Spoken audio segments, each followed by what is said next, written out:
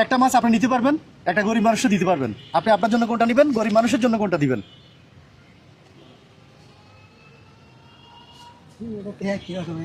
না, এটার দাম 2000 টাকা আর এর দাম 500 টাকা। এটা ইলিশ আর হলো তেলাপিয়া। আমি ইলিশ গরিব দুঃখের জন্য ইলিশটা দিয়ে আমি এটা নিই। হ্যাঁ, কি করবেন? মানে এটার দাম 500 টাকা না, হ্যাঁ হ্যাঁ, তাহলে এটা আমি নেই আর ওটা আপনার গরিব গরিব দুঃখের দিবেন। মানে ইলিশটা গরিব দুঃখে দিবেন আর তেলাপিয়া আপনি নেবেন। আচ্ছা, তো এখানে আরেকটা জিনিস আছে শর্ত। রিক্সা চালাইছেন, ভাড়া আছে। মাছটা যেহেতু আমরা 2000 টাকা দিয়ে কিনছি, আমরা এটার মূল্য রাখছি 500 টাকা। ওই টাকা আপনাকে দিতে হবে। 500 টাকা তো আমি খেপ মারছি, মানে এখন 100 টাকা খেপ মারছি। 100 টাকা মারছেন, থাকলে দিতেন।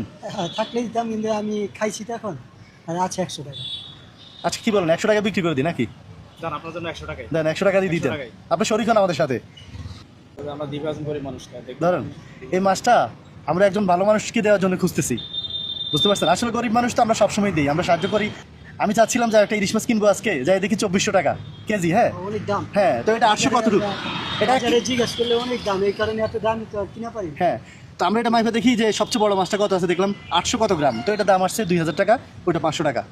তো মনে করলাম যে আজকে বাড়িতে না নিয়ে একজন সৎ মানুষকে দিই, মানে একজন মানবিক মানুষকে দিই। তো একটু পরীক্ষা করার জন্য এটা করলাম আর কি। এটা আপনার জন্যই।